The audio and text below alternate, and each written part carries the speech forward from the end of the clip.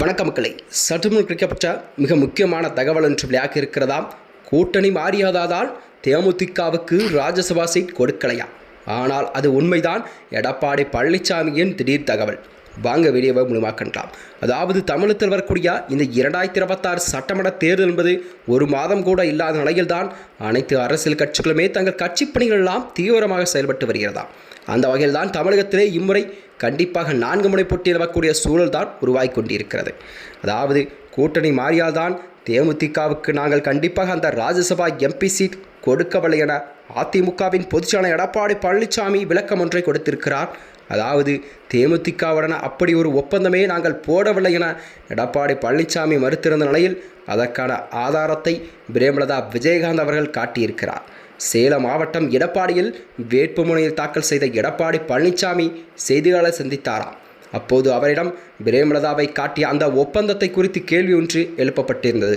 அதற்கு அவர் 2026 தான் நாங்கள் ராஜ்யசபா தேர்தலில் சீட் கொடுப்பதாக சொன்னோம்.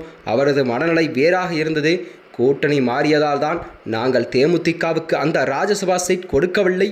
தேமுதிகவுக்கு தமிழகத்திலே வெறும் 0.5% வாக்கு வங்கி இருப்பது என்பது உண்மைதான் என்று எடப்பாடி குற்றம் சாட்டியிருக்கிறார்.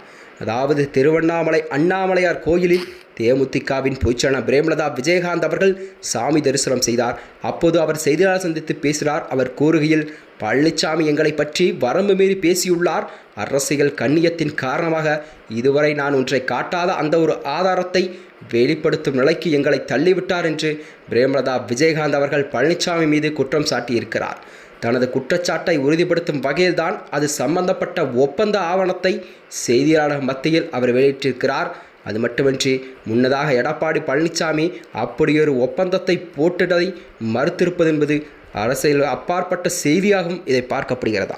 அவர் காட்டிய அந்த ஒப்பந்த ஆவணத்தில் 2024 மக்களவைத் தேர்தலில் அதிமுகவிற்கு கூட்டணியில் தேமுதிகவுக்கு 5 மக்களவைத் தொகுதியிலும் ஒரு ராஜ்யசபா சீட் கண்டிப்பாக ஒதுக்கப்படும் என அவர் குறிப்பிட்டிருந்தார்.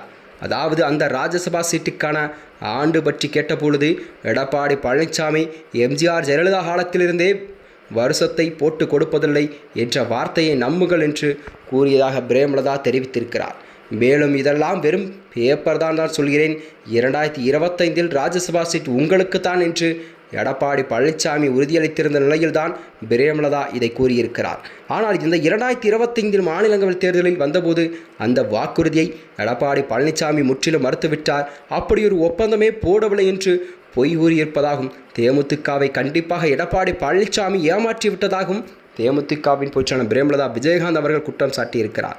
இந்த நிலையில் தான் கண்டிப்பாக 2026 சட்டமன்ற தேர்தலில் தேமுதிகவுக்கு கொடுக்கப்பட்ட அந்த 10 தொகுதிகளை கண்டிப்பாக நாங்கள் திமுகவுடன் கூட்டணி வைத்த நிலையில் வென்று கட்டுவோம் என்று அவர் உறுதிபட தெரிவித்திருக்கிறார்.